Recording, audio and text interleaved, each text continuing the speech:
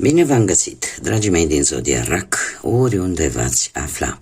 Bine ați venit tuturor pe canalul meu, Tarot Flor de Loto. Numele meu este Nina și ca de obicei mă bucur să vă am alături atât pe dragii mei abonați, cum de asemenea și pe cei care poate sunteți pentru prima oară aici pe canal. Azi voi face o lectură temporală, fără limită de timp, o lectură pe care voi să o puteți urmări oricând doriți sau atunci când apare în viața voastră. Desigur, dragilor, nu uitați un lucru important, voi sunteți cei care vă construiți viitorul, așa că vă rog din suflet să luați decât acele mesaje care rezonează cu voi, iar restul lăsați-le să zboare în univers, pentru că sigur sunt pentru alte energii, pentru alte persoane care, într-o mai mică sau mai mare măsură, au o legătură cu Zodia Rac. Așa că, dragii mei, toți cei care aveți soarele, luna, Venus, ascendentul sau oricare alt aspect astral important pentru voi din harta voastră natală și care are legătură cu Zodia Rac, atunci această lectură este de asemenea și pentru voi. Și voi începe cu acest minunat oracol Yin și Yang. Să vedem ce energii surprinde pentru dragii mei din Zodia Rac, sau, așa cum am mai spus, cei care aveți o anumită legătură cu această zodie. Haideți să vedem.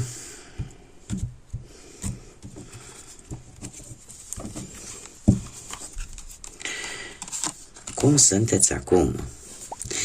Dragilor, în acest moment se pare că traversați anumite situații care pot fi relaționate cu un partener karmic sau cu anumiți membri din familie, cu anumiți prieteni, prietene, ceva legat de muncă sau de anumite obligații pe care poate le aveți vis-a-vis de alte persoane. Este o situație, aș mai spune, legată de ceva din exterior pentru unii dintre voi. Ce vă poate face pe voi debili, dragilor? Încrederea. Încrederea și faptul că aveți, ca să zic așa,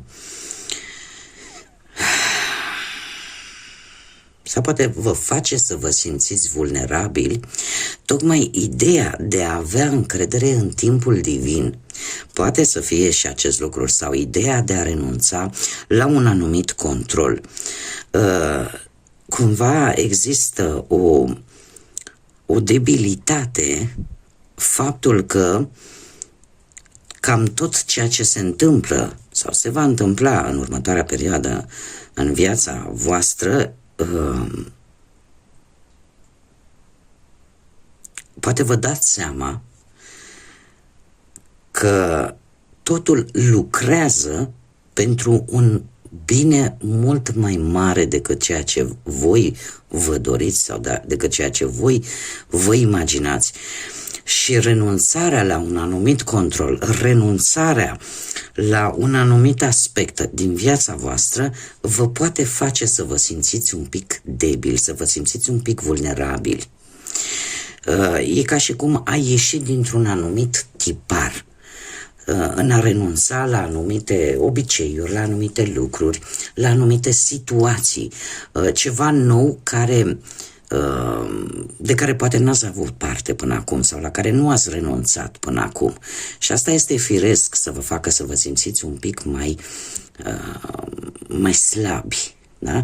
Dar se pare că există o încredere în timpul divin, există o încredere în ceva ce voi considerați că este mai presus de puterea voastră. Chiar dacă lucrul ăsta vă face să vă simțiți mai vulnerabili.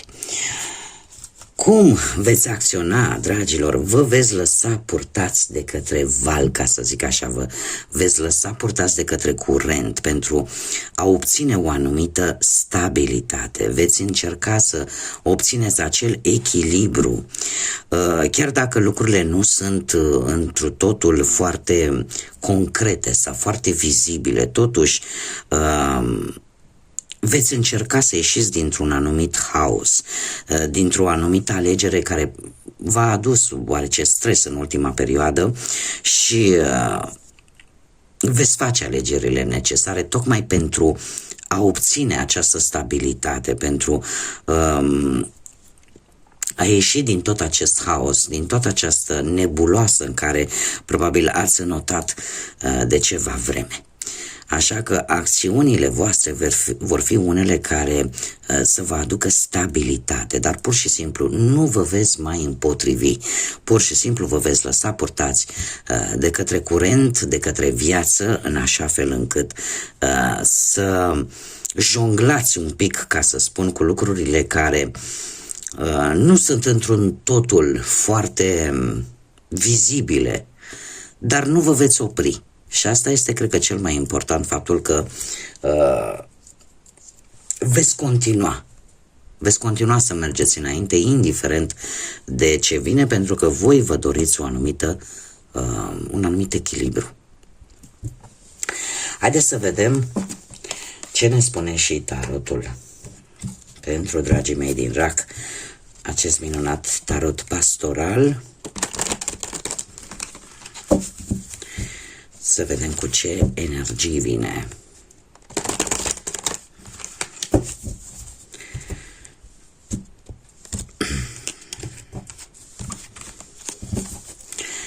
Situația actuală, da, se pare că situația actuală pentru unii dintre voi este una destul de stresantă. Avem un 3 de spade care ne vorbește posibil de o durere emoțională, de o stare de singurătate, de o stare de refuz pentru unii dintre voi, un refuz de a vedea o anumită realitate.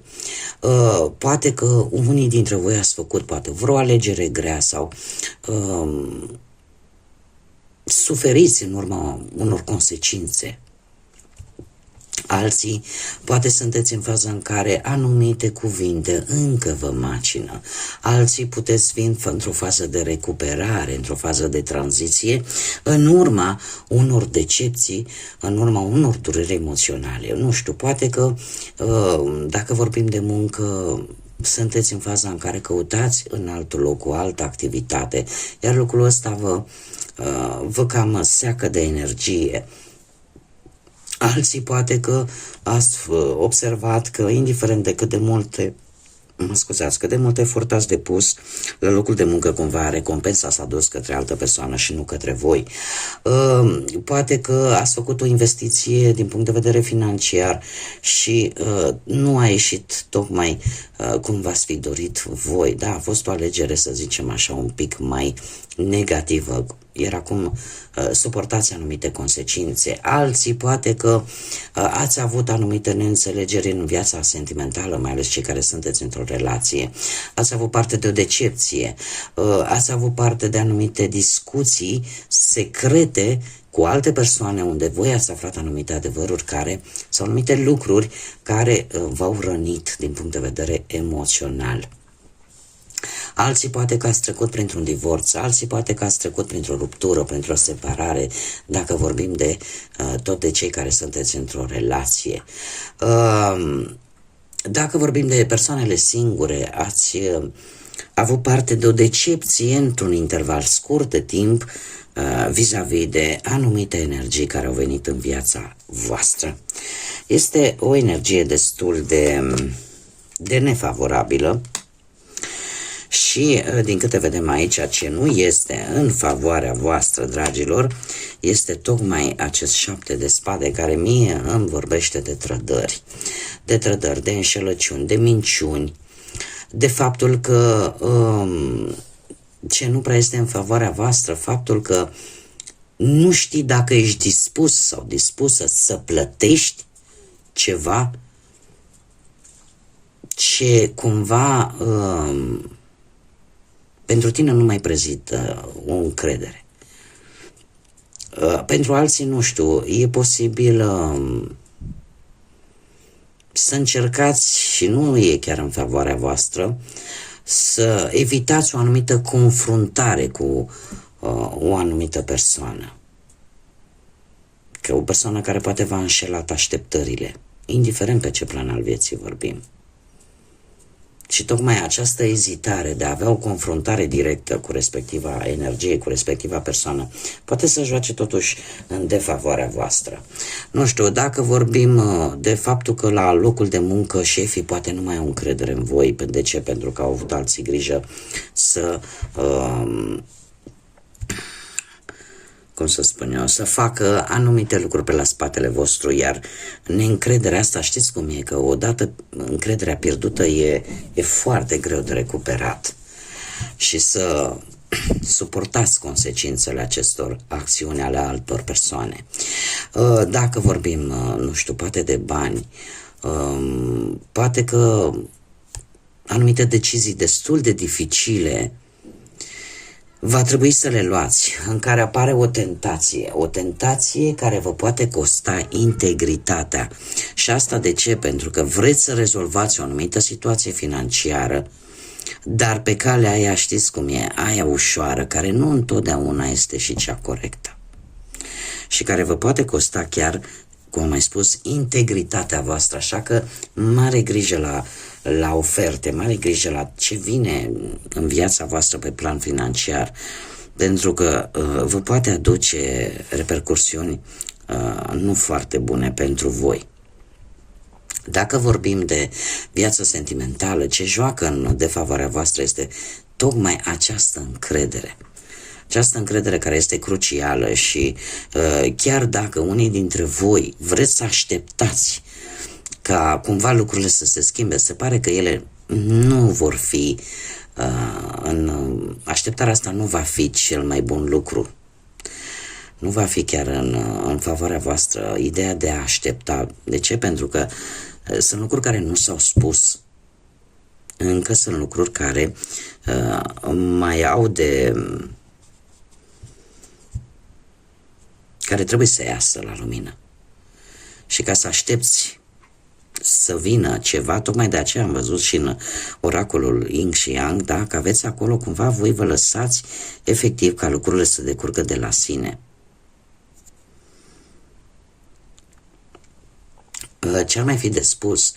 E posibil ca pentru, și cred că e singura, cumva are o parte un pic pozitivă pentru cei care sunteți singuri. Și de ce spun acest lucru? Pentru că această carte spune în felul următor: dacă este cineva interesat de către voi,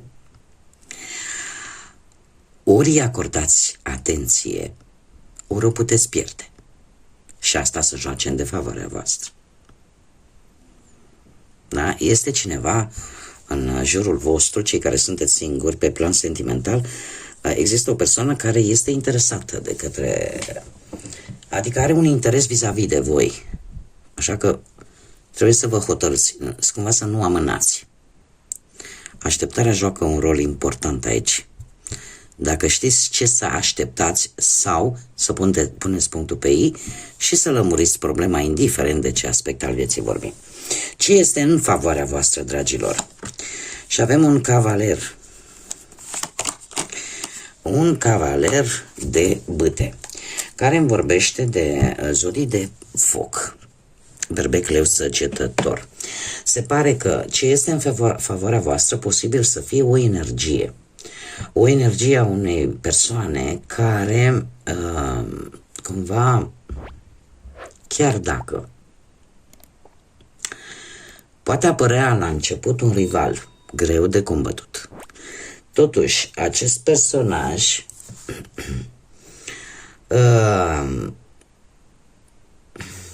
eu aș spune că vă poate cumva deveni în favoarea voastră. De ce? Că vă ambiționează pe voi să redescoperiți lucruri noi, să vă facă mult mai energici. În momentul în care intri într-o competiție cu cineva, de fapt, dacă vrei cu adevărat să câștigi, asta te va face mai ambițios sau mai ambițioasă. Va scoate din tine tot ce e mai bun pentru a câștiga. Se pare că acest personaj va juca un rol important în favoarea voastră în anumite situații, indiferent că vorbim de muncă, indiferent că vorbim poate chiar și de viața sentimentală, pentru că vă va ambiționa și mai mult. E posibil ca această energie să devină, mare atenție, să se transforme din rival într-un aliat foarte puternic, care își dorește cam același lucru la fel ca și voi. Și mai ales pe planul carierei. De asemenea, dacă vorbim de viața sentimentală, se pare că va fi nevoie de un compromis important, dar, mare atenție, care trebuie făcut din partea ambilor. Trebuie să vină din partea ambilor. Și trebuie să fie influențat de foarte multă sinceritate, cum de asemenea această energie poate juca un rol favorabil pentru voi chiar și în viața sentimentală, pentru că poate simboliza un sprijin din partea cuiva mai tânăr decât voi și care, să aibă sau nu, acum depinde de fiecare, ceva legătură cu zodiile de foc, așa cum am mai spus, berbec, leu, săgetător. Dacă vorbim de cei singuri, e posibil ca cineva mai tânăr la locul de muncă să vă poată atrage. Iar lucrul ăsta pe voi vă poate face să vă dați seama dacă e doar o iubire trecătoare sau poate deveni ceva mai serios. Ce ar mai fi de spus vis-a-vis de această energie, dacă nu vorbim neapărat de o energie, de o persoană, putem vorbi de faptul, și asta poate juca un rol important și favorabil pentru voi, faptul că nu mai mergeți orbește, că încercați să vă faceți un plan bine stabilit, bine pus la punct și că deja luați acțiune. Deja vă simțiți poate mult mai energici și sunteți convinși că pentru a obține ceva trebuie să aveți acest plan bine pus la punct, un plan care să vă ajute pe voi să nu dați niciun pas înapoi și să aveți o reușită care să vină într-un mod foarte rapid. Ce puteți voi controla? Foarte simplu, acest 9 de spade, voi puteți controla acea cauză externă care v-a indus senzația de teamă, de frică, de gânduri negre, de nesomn, de acea așteptare dificilă și de faptul că voi puteți să controlați dacă vreți să fiți sănătoși atât din punct de vedere fizic și emoțional sau nu. Lucrul ăsta depinde foarte mult de voi și de faptul că indiferent prin ce situații treceți, există rezolvări. Există portițe, există, dacă se închide o ușă, se închide și a doua, o fereastră rămâne deschisă pe care stă în puterea voastră să o vedeți. Stă în puterea voastră dacă există, nu știu, ceva ascuns poate în relația voastră pe care tu nu-l vezi, dar intuiția te îndeamnă să-l vezi. Iar asta stă, desigur, în puterea voastră, stă în controlul vostru. Cum de asemenea, aș mai spune că cei care sunteți singuri,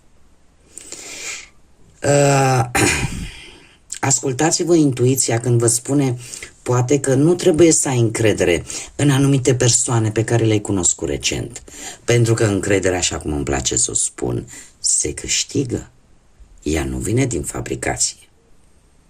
Iar pentru ea se necesită timp.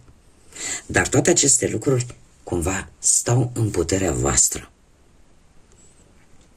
Să le depășiți, să le analizați și să faceți ceea ce trebuie. Ce, în schimb, nu puteți controla și avem împăratul. Dragilor, ori nu puteți controla pe cineva de natură paternă, poate să fie bunic, tată, frate mai mare, da? În general pe parte masculină, care are legătură cu zodia berbec, posibil, o altă zodie de foc, după cum bine vedem aici. Ceea ce voi nu puteți controla, poate felul, energia pe care o are această persoană. Faptul că este, nu știu, foarte organizată, foarte dură, cu o mână de fier, care nu trece peste anumite reguli. Este foarte disciplinată, foarte autoritară și în același timp are o stare destul de bună din punct de vedere material. Este o situație pe care voi nu o puteți controla și trebuie să vă spun că este un personaj care folosește logica și rațiunea în primă fază și care nu înclină foarte mult pe ceea ce simțiți voi și în general pe planul ăsta emoțional, sentimental. Este un personaj foarte încăpățânat, care probabil că are și un orgoliu foarte mare și care probabil dacă vorbim de bani, e posibil să depindă de această persoană o anumită reușită financiară, un anumit proces legal, o anumită moștenire, da, în care voi se pare că nu veți avea control în următoarea perioadă. Dacă vorbim, de viața sentimentală, da? Există o anumită parte materială și intimă în același timp, poate pentru unii, pe care cumva nu o puteți controla. O domină foarte bine această energie. Acum, lăsând la o parte ce ne spune cartea în primă fază, ceea ce voi nu veți putea controla,